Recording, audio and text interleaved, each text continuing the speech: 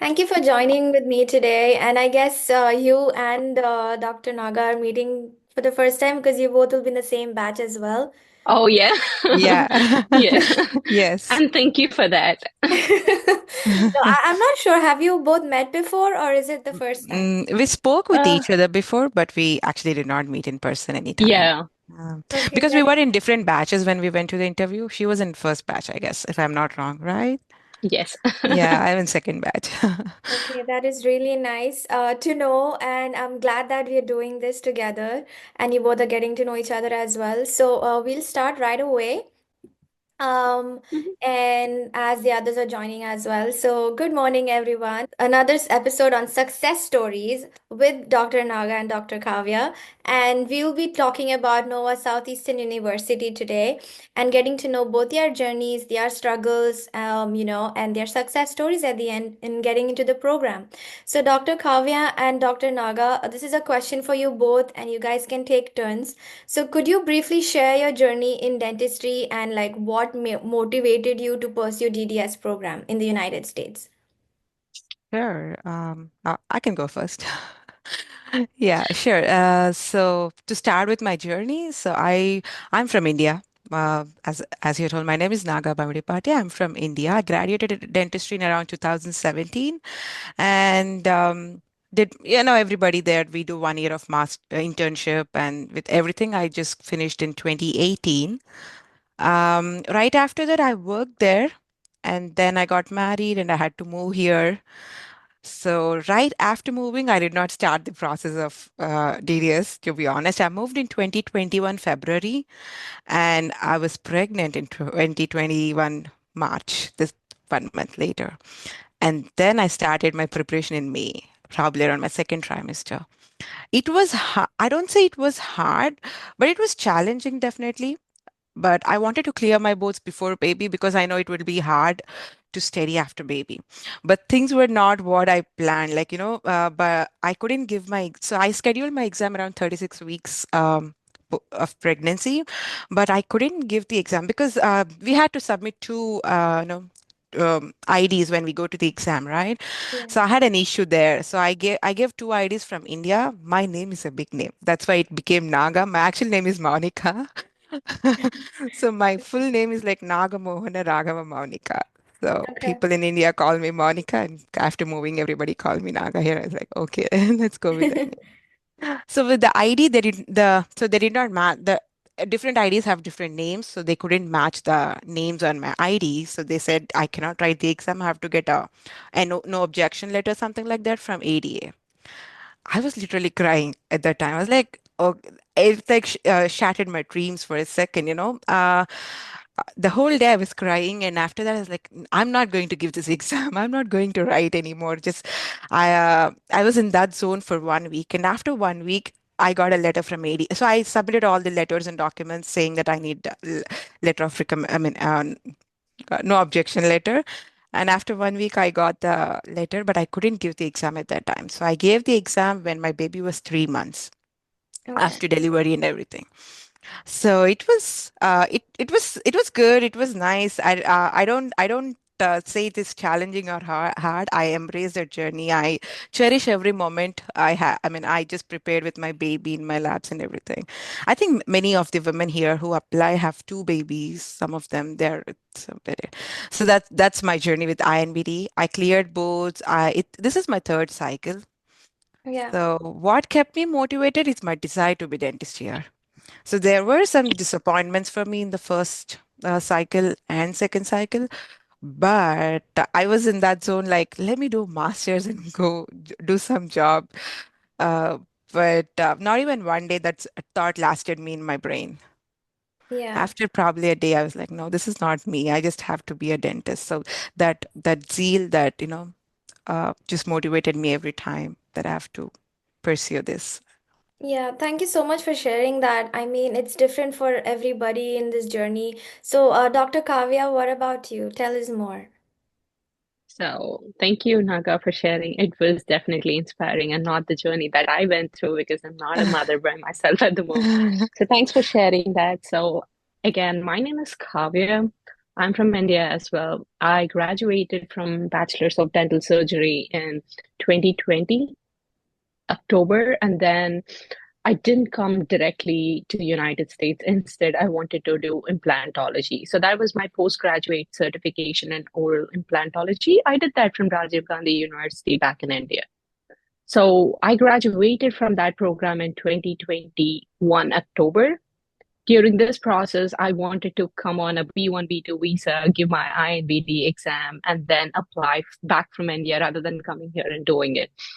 And because of the COVID, the plans were the visiting visa waiting time was about 2 years. That's what I got to know. And I already started my preparation. It's actually not started. I was almost done. I was preparing and then I was about to book my exam. And that's when I came to know that this is the thing, 2 months process. I mean, 2 years of wait time. So I had to change my plans immediately. I saw what are the alternative options that I have, and the only option, two options that I have is getting married and coming to United States, which was not my option. And the second option was doing a master's in the meantime, doing my clearing all my IMBD, getting the experience. So I thought it's actually an opportunity rather than a drawback because I'll have an exposure here in the United States, and I felt that my profile would be much stronger to put forward rather than just doing it from back in India.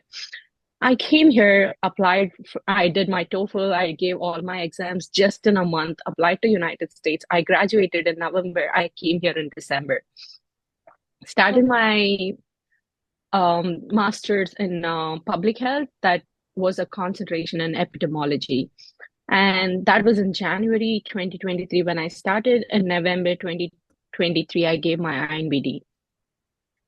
Okay. During that process, I was doing a job, on-campus job as a research assistant. I was studying. I was also giving my master's assignments, all the exams. So it was tough, but it was not like it's not doable. So I cleared my INBD, then got little experience. But I couldn't even get a shadowing experience here in the United States. It was very tough. I emailed about 50 people here. I went to their offices, walked in. None of them, they were like, okay, we will call you back, but it didn't happen, unfortunately. So through the mutuals and asking some people around, I had a doctor in the New Mexico. So, as you know, we'll have a winter break in December. So I took that break, traveled to New Mexico to get this shadowing experience. I did full-time shadowing experience there. So I had about more than 200 hours because I was working from morning 7 o'clock till 8 o'clock in the evening. And I could only have it during that December break because I have to come back to do my master's. And I didn't have any opportunity here. So I got that shadowing experience from there. I was working in a community clinic here as a dental assistant, though, where they provide dental services and vision services for underserved population. So I have that, and I made sure I gave some presentations, conferences, attend them, and that's how I applied for this 2024 cycle. I got about 8 interviews, and yeah, and then accepted it, and it's you. Yeah, I was waitlisted at other universities as well, though. Sorry. No, I mean, I really like how you shared your journey, and you both are in different timelines, So Dr. Kavya, you also mentioned not knowing about how much the US application was, what was it about initially, and then how you started and the resources that supported you. So coming to Dr. Naga, you said you had 3 applications cycles, and then so what kept you motivated to keep trying, and how did you adapt to this, every cycle? How did you approach it? Sure, definitely, Doc. So first, my first cycle is in 2022, 2023. That was my first cycle because I cleared my national boards in 2022 March. And right after that, I did a bench test prep course at UT Health San Antonio and did some volunteering. I was a DA at MOM, Mission of Mercy. A lot of people in the United States must have an idea about it. So all these, so when I was in mom, it really helped me to motivate me. There is a lot we can do as a dentist, and it's a whole lot a good experience, a great experience. Even down the lane, if as after being a dentist, I want to go back to mom and work as a dentist. So one of all these volunteering. So I was working as a DA, dental assistant, from 2020 to April. So being in the field is actually motivating. Seeing people, seeing dentists working, and you already being a dentist, you are not there at that point yet, and you were no, that's even Yeah. more. Sometimes it's how we take. Sometimes it's a depressing, disappointing. Sometimes it's motivating. But for me, it's motivating. It's like I have to be there someday. I have to be in those shoes someday. So that helped me motivated. My first cycle, I applied to three schools. I think I can give the names, right? Yeah, it's up to Yeah. you. Yeah, Feel so free to share.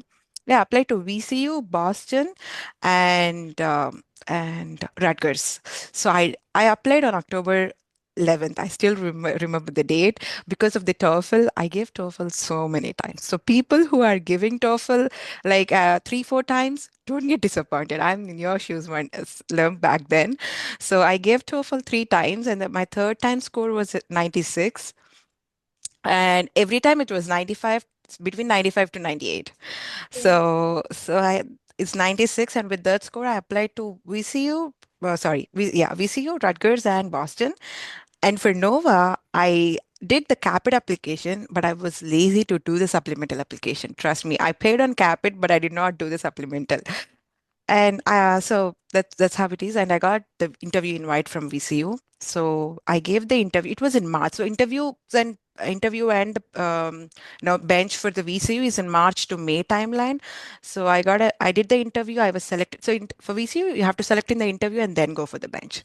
So I was selected in the interview. I went for the bench. So they take around 80 people. They interview, shortlist to 40, and they to the bench. I During the bench I was rejected, and I pretty much know why I was rejected now, because I did not do a great job at that time. So after the I was rejected, and I got the rejection email sometime in the end of May. Okay. I was in India at that time. I did not apply to any schools putting hopes on VCU because I already cracked the interview. And the interviewer told me, like, if I have the ability to select a candidate, I would have definitely selected you without a bench. So hearing the very good positive things, I was very much hopeful about the VCU, but I did not perform well in the bench. And that after that, I went to India. I came back and I applied again in the middle of the cycle. I applied to again I applied to VCU, I applied to Rutgers, and I applied to Buffalo, I think. So at the end of July, I applied, and I did not hear from any school. I literally did not change my SOPs. I did not change LORs. I just applied because I have TOEFL, so why not?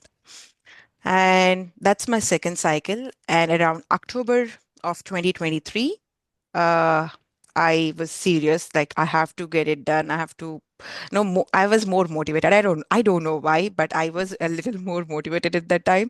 So I cleared the registered dental hygienist Florida license. So I'm an RDH in Florida. So I Okay. cleared those boards in 1 month, like the three-step licensure exam. I cleared it in 1 month. I got the license. I applied for Florida. I got a job, and then I moved with family. I started to work as a hygienist in Florida from March 2024, right after applying the schools. Okay. And then since then I was just working here. And this cycle I was an early applicant. I applied all the schools before April 20th, and I applied to maximum schools. I applied around 18 schools. I got around four interviews, and I was waitlisted at three. I got selected at Nova. So what kept me adapted to every cycle is just working upon my application. That's what I learned from the mistakes I did from the second cycle. Um, the first cycle was everything new. I did the new SOPs, LORs, and they were good. But for the second cycle, I did not change anything. So I did not hear any from any school. But for Yeah. this third cycle, I changed my SOPs, I changed my LORs, I improved my profile. So it's like constant refining your profile. It's really important, just showing them that you are interested. And I think time matters a lot. You have to be in the right time at the right place. Yeah. So you have to apply to maximum schools. I know it's expensive, but it is what it is. Yeah. Yeah, thank you so much for sharing that. And like, so Dr. Kavya, like, what were the most challenging aspects for you in the application process? Like, what did you learn from your experiences? So you mean just the application cycle or the entire journey? No, just the application cycle. Like, when you were applying to CAPID, did you like, what was your experience in general? Uh, I would not say those were like challenges, but getting an LOR back from India was very tough for me. That was like a major challenge because we have different time zones, and my my university back in there, I couldn't get connected with them. It was very difficult. I couldn't let my parents go in there because it's very far from my house. So connecting to them, getting the LORs, it took one whole month for me, and constantly talking on phones with them, that too at midnight, 3 o'clock. And they would like, okay, this is not going to happen today. We will think about it tomorrow. And then again tomorrow and again tomorrow. So it was tough. And finally, one of my friend had to go in there and get that done. I don't know, it would have been more longer if she didn't go in there. So I'm always grateful to her. So that was one thing. And the financial aspect, as she mentioned, is definitely tough because I'm a master student. I'm also paying for my tuition, my living expenses here. So, and you should always, it's my thought that give all in. So, if you're applying for your first cycle, give the best profile that you can put and apply to as many schools as you can because you never know who would love your profile and who would not like your profile. So try to apply to as many schools as you can because you might hear from a school that you never thought you might hear from. So that what happened to me as well. So I didn't expect an interview from Harvard, but I did get an interview from Harvard. So you never know. So just apply, put your profile out, make sure you're giving the best profile you can. You are confident that you did the best you can, and then put the profile out with all the schools that you can apply. The financial aspect is something that people have to plan, see how they can do, but I would suggest do it all in. Okay. And like, so if you don't mind sharing, what was your TOEFL score like, and did you have multiple, exams given or something like that? Fortunately, I'm good at giving tests from my childhood. I don't know how, but yeah, my first score was 106. So I did once for my master's from back in India, and then the second time was here. So the second time I gave here was 106. So that's the score that I applied with. Okay, and like, can you share if there were any resources that you found helpful for TOEFL for those who are like in this journey now? Yeah, for TOEFL, I would say I didn't take any help, but yeah, the YouTube and Google are the best resources that you can have, and they're at your hand with no cost. So use it to the maximum that you can. So I used to just type the first main resources is TestPrep. That's the best that I felt we can use, especially with few changes in the TOEFL. They recently had some changes in the TOEFL with the writing section where you Yeah, don't, no more write independent writing. So there are different changes in that, and TestPrep is up to date on that. So yeah, TestPrep was the main resource that I have used, and apart from that, I used to just type on YouTube writing section and then get all the examples of that. Every day do at least five or six. Again, reading section do yeah, 5 or 6. So I used to be like, okay, I have 3 day, like in a week I used to do separation of time, like 3 days I'm going to do the reading section, and then the 3 days I'm going to do the writing section. So you divide your time. That's how I did. So for the reading section, I would complete everything that's on the YouTube and then go to Google and again complete everything that's at my handy in the reading section and then go to the next section. This makes me okay, I'm confident now in the reading section. Let me start yeah, writing. And then once you go by till the last section, you will know what is your weak point, you will know what is your strong point. true. Yeah, So I want to that second what Dr. Yeah, Kavya said. I want to second that TST prep is a really good source. My last, I think I gave fifth attempt, that's 100 TOEFL before my third cycle. So third cycle, I improved my TOEFL too. So that was 100. So I applied to majority of schools. TST prep is one good source, and I don't remember the app. If at all, if you remember, it's a paid app. We have to take a subscription for like a month or so, and we Okay. can practice. They only have 11 set of questions. It's Okay. just like best my That's my test. test. Okay. Are Similar to you that, there is one referring more to Test Glider? test. Yes, I think so. Yeah, test Okay. glider. Test glider. You're Okay. right. So they have only 12, 11 or 12. I mean, this Sample? test Okay. like 11 or 12 readings, 11 or 12 writings, everything 11 or 12. It looks like they are very, limited resource, but no, they're a really good resource. Like that helped me a lot in my last preparation. Okay. I took TST prep one-on-one, and I also used Okay. test glider. Thank you so much for sharing that. I mean, both your journeys is really inspiring, lots of ups and downs, and it's really motivating me, and I'm sure for those listening. And I also know you both had multiple interviews. So let's go one by one, starting with Dr. Naga. Could you share some insights or like a memorable moment you had from any of your interviews that would help others prepare? Sure, definitely. So when I when I recollect, I cannot say something memorable because all my interviews are excellent. Like those are the schools I'm really wanting. I gave interview at Buffalo, and I gave interview at UCSF, Nova, and then give me one second. Give me one second. I'm just connecting my laptop. Yeah. Yeah. UCSF, Buffalo, Nova, and I don't remember. I gave one Boston. I gave interview at Boston. So Boston and UCSF are exclusive interviews. So it was great. Boston was like a 20-minute interview or 30 minutes max. It's like 20 one-on-one, more about your personal things. So what I know figured out from all these interviews is the template is pretty much similar. They ask similar kind of questions to everyone, but it just differs from the verbiage depending upon your profile. So Yeah. tell me about yourself is something very similar. Like they must have asked her, they might have asked me, but from there, the branches they ask is different. They ask me based upon my profile. They ask her based upon her profile, and it's similar for everybody. And when it comes to situational or questions or the other set of questions are almost similar. They're like, but it just depends how you answer them and what they want to see. So it's all about that. So I think, yeah, the one memorable to to be more, I don't remember any particular situation. Every interview was great. So Okay. all the other schools I was waitlisted and I got accepted at Nova. So even for Buffalo, it's like first we have to clear the bench and then we have to go to the Yeah. interview. I was selected in the bench and I was waitlisted in the interview. So So does Nova have just the interview, or do you also have bench with that school? we do have bench in the interview. Yeah. So Nova is one of those schools I have seen. They will tell you what they want. Okay. So they will give you a session like a one day before. They'll give you time to practice. They will tell you what they want, how they want, like what kind of preparations they want, and everything. They will give you a clear picture, and you just have to follow their steps. And during when we do the bench, they will also conduct an interview parallelly.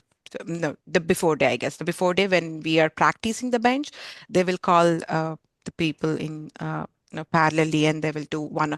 So it was a group interview before, but for us, ours is the first one of those first batches. We got one-on-one interview. Okay.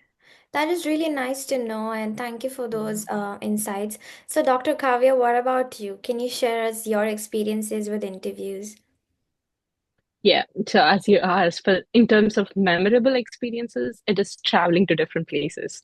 I got to see in just 4 months, I got to see about 6 states in the United States, which I would never do probably if this was not the case. So that was memorable because I used that time to travel and also see Yeah. some places nearby, capture some moments, some memories. So Yeah. that was my memorable thing. It was not all about interviews and stress. You can have the time to celebrate those moments, create some memories, irrespective of whether they go good or not. It's either the lesson. So for me, it was like I don't know how I'm gonna do in the interview. I'm gonna do my best, but also create some memories right simultaneously. So I don't want to keep those memories traveling and everything stressful. Rather, I want to keep those things in my mind that these were memorable, so that I am motivated to do it more and more and more. So that was my point of view. So traveling and seeing different places, having that moments together was my best experience. And with all the interviews, as she said, Nova had a different pattern. Nova was the 2 days interview. One day they give you for practice session. So they tell you what they want, they teach you, they give you a theory lesson, and then they give you a practical session for about, I guess, 5 hours, and then you can do the next day. So this concept is different because every school has a different model that we do. So even though you're doing a bench setup at your house, you are doing on a different typhoon. And once you go to that place, even though you're the best person, you can, like, you do really good preps, you go to that place, you feel that this typho is not the one which I did, and then your hand goes a Yeah. wrong way.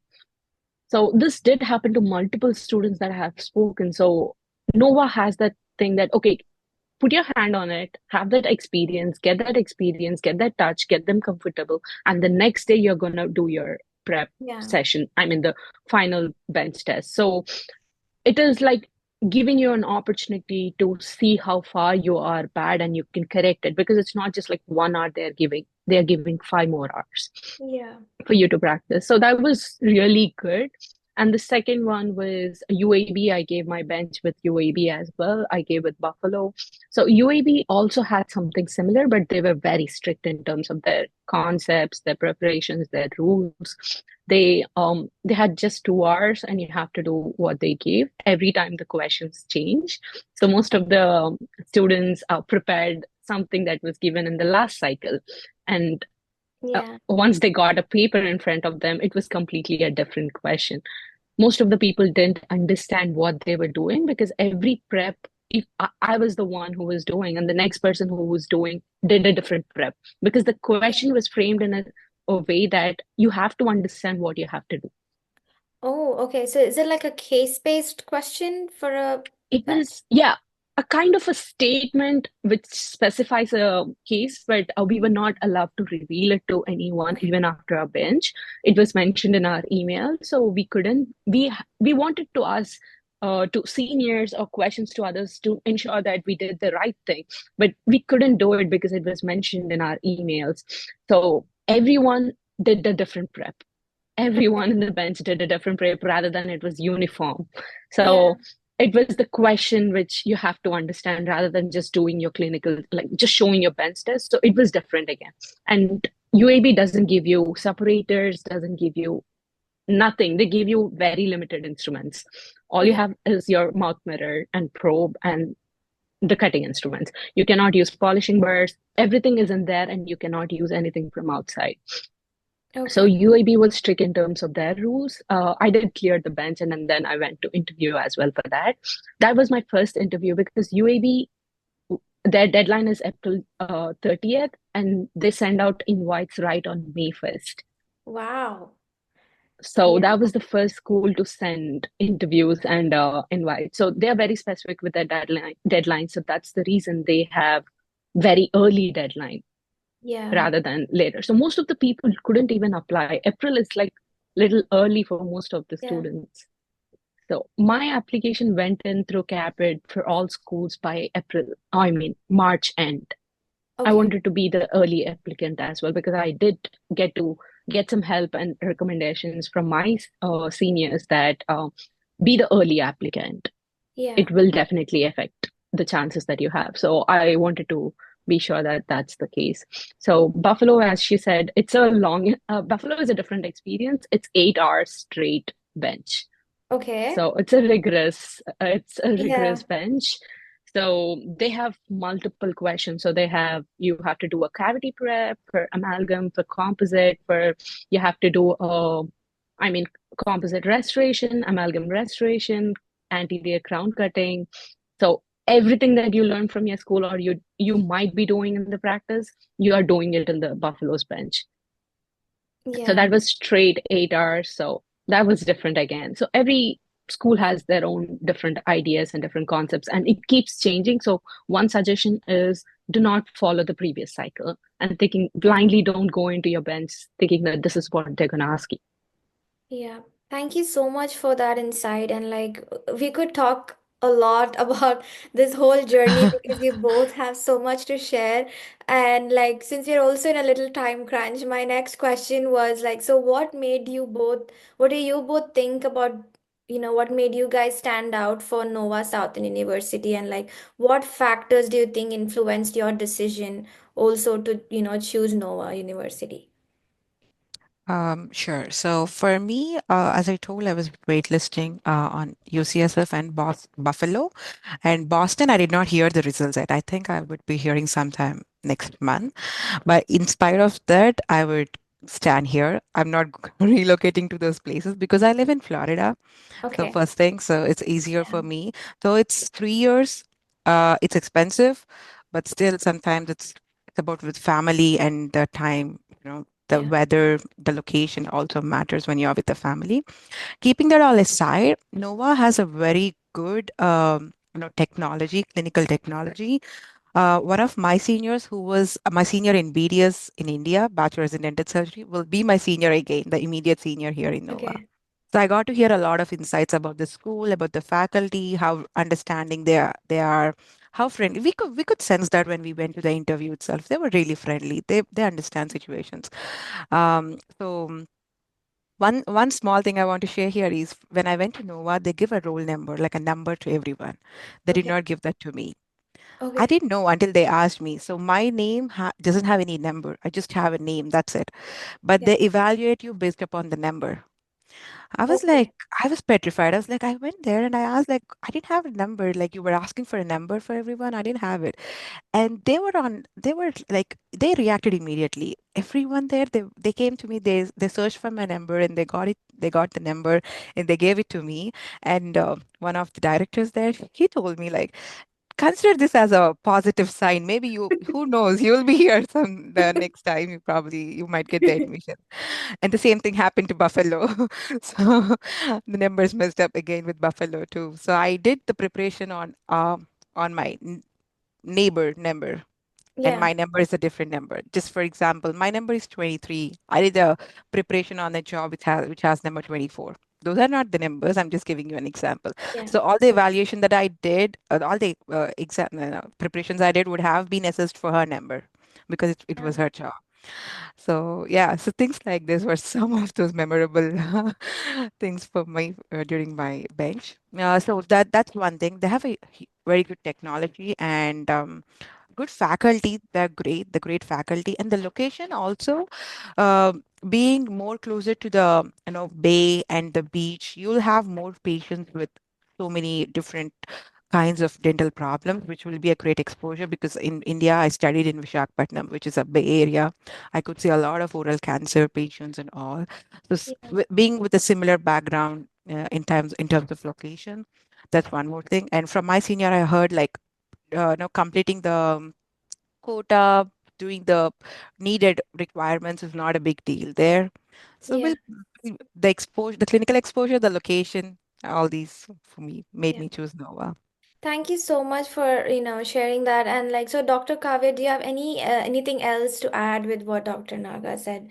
What made you choose Nova University? Uh, Pretty much the same concepts that she said, but apart from that, something most people will not believe is the 3 years program. Yeah. I'm a fresh grad and I wanted that experience and in the school before I come out to practice.